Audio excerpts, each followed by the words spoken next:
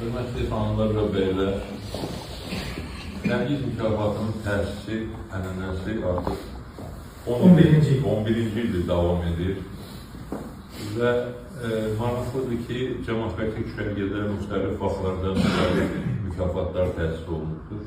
Amma davamlı şəkildə təqdim olunan, bu məsələni hər zaman gündəmdə saxlayan nadir mərkəzlərdən biri Nərgiz mükafatı mərasimidir. Bu zamanında Müsavat Partiyası tərəfindən təsis olmuş bir mükafatdır. Eyni zamanda bu komitənin uzun illər ərzində fəaliyyət göstərməsi, çətin seçimə baxmayaraq bir qayda olaraq uğurlu seçim etməsi hamımızın diqqətini cəlb edir və bu mükafatın davamlılığını təmin edir. Bu mükafatın bu cür davamlı olması, önemli olması, tədbirimizin hər il baş tutması konkret səbəblərlə bağlıdır. Birinci səbəb budur ki, mükafat Nərgizin adına. Nərgiz hamımızın sevgilisiydi. Bütün cəmaət ictimaiyyətinin sevdiyi, dəyərləndirdiyi bir gənc xanımıydı. Nərgiz öz cəsarəti ilə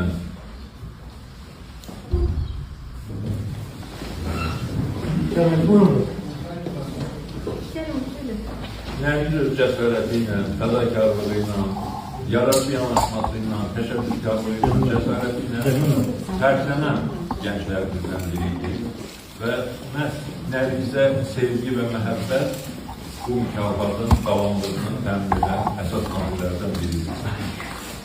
İkinci amil Nərgizin aid olduğu ailə, Yaqublu ailəsi. Bu ailə Azərbaycanımızın ən cəsarətli, ən fədakar, ən mübariz ailələrindən biridir. 10 illərdir ki, ictimai-siyasi arenadadırlar, mübarizə aparırlar, fədakarlıq göstərirlər, qəhrəmanlıq göstərirlər və bütöv cəmiyyətə, xüsusən gənclərə bir nümunə göstərirlər. Ona görə də biz təəssüflə qeyd edirik ki, bugün Tofiq Yaqubu yenə də həbsdədir. Nərgizin mükafatının təqdim edilməsi mərasimində şəxsən iştirak edə bildim. Ancaq mən əminəm ki, onun ürəyi bizdən bir yerdədir. Tofiq bəyin, Maya xanımın və ailənin digərliklərinin, Nigar xanımın, Rəhmin fəallığı, fədakarlığı, fəaliyyəti təbii ki, bu mükafatın davamlılığını təmin edən əsas amillərdən biridir. Üçüncü bir amil, Seymur bəy qeyd elədi, Azərbaycan cəmaət ictimaiyyətinin fədakarlığıdır. Bu rejim döneminde təzyiqlər, repressiyalar bir an belə dayanmır. Bəzən artır, bəzən azalır, dövlətə artan xətlə gedir və indi də repressiyaların pik bir mərhələsində yenə də biz buradayıq, bir aradayıq və komissiyanın çətin seçim edib müəyyənləşdirdiyi şəxsə mükafatı təqdim eləməyə hazırlaşır. Bu, Azərbaycan xalqının iradəsindən xəbər verir. Bu, Azərbaycan cəmaətik ictimaiyyətinin fədakarlığından, fəallığından, cəsarətindən xəbər verir. Bu qədər repressiyalara rəğmən xalqımız mübarizəsini davam etdirir. Bütün çətinliklərə, repressiyalara baxmayaraq yeni insanlar mübarizəyə qatılırlar, fədakarlıq göstərirlər, cəsarət göstərirlər, nümunə göstərirlər. Bu da hesab edirəm ki, bu mükafatın davamlılığını təmin edən üçüncü bir amildir. Və əminəm ki, bu amil də hər zaman davam edəcək. Çünki Azərbaycan xalqı unikal bir xalqdır. Azərbaycan xalqı tarix boyu hər zaman haqqın, ədalətin, inkişafın tərəfində olubdur. Və indiki çətin mərhələdə də xalqımızın öndə gedən insanların fədakarlığı davam etdirirlər.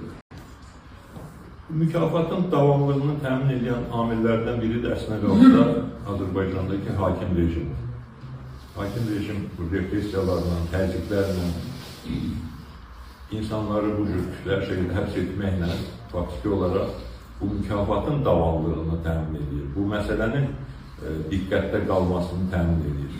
Və hazırda da dediyimiz kimi repressiyaların ən sərt mərhələlərindən birindəyik. Azərbaycan Xalq Cəbhəsi Partiyası sədri Əli Kərimli haqsız yerə həbs olunub, əsassız iddialarla həbs olunub. Bir sıra cəbhəçilər son günlərdə yenə həbslərə məruz qalıb, təzyiqlərə məruz qalıb. Dövlət cəmaət ictimaiyyət təzyiq altındadır. Əslində olsa bütün cəmiyyət təzyiq altındadır, hakimiyyətin təzyiq altındadır.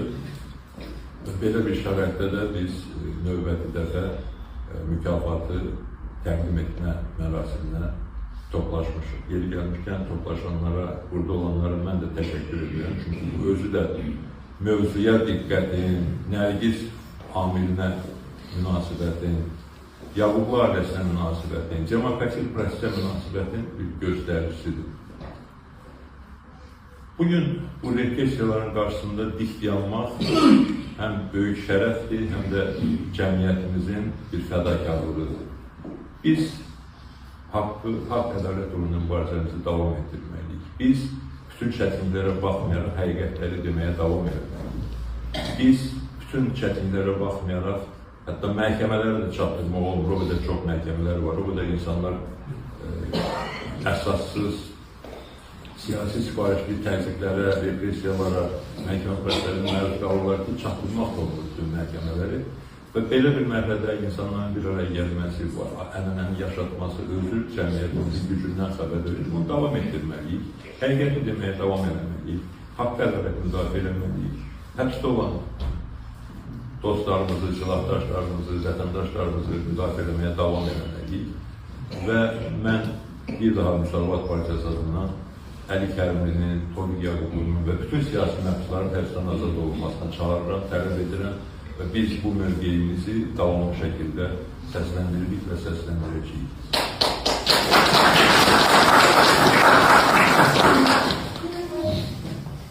Komitə hər zaman çətin olsa da məsuliyyətli və doğru qərarlar qəbul etməyə çalışır və indiki halda da mən artıq adı görürəm və komitənin bu qərarıyla mən razıyam, dəstəkləyirəm. Çünki doğrudan da fədakar bir gənci müdafiə etmək üçün, onun xidmətlərini qeyd etmək üçün həmin gənci Nərgiz mükafatına layiq görüldü komitəmiz.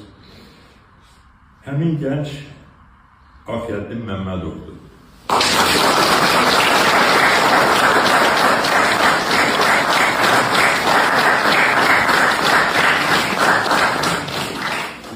Və davamlı alqışlar göstərir ki, əksəriyyət komitənin qərarı ilə tam əksəriyyət razıdır, dəstəkləyir. Doğrudan da Afiyəddin bəyi biz də uzun illərdir tanıyırıq. Gənc olmasına baxmayaraq mübarizəyə qatılmış, haqq ədalət müdafiə edən, siyasi proseslərdə fəal iştirak edən və eyni zamanda Azərbaycanda ən çətin mövzulardan biri, Həmkarlar İttifaqı ilə bağlı mövzunu gündəmdə saxlayan gənclərimizdən biridir və ona görə də mən mükafatın Məmmədov Afiyəddinə verilməsini çox sevinirəm. Afiyəddin bəy və onu tanıyanları və hamınızı bu mükafat münasibətindən təbrik edirəm. Mükafat kimə təqdim olunacaqsa? Mükafatı Sara xanım Rəhimova qəbul edəcək, işçi masası adına. Buyurun Sara xanım.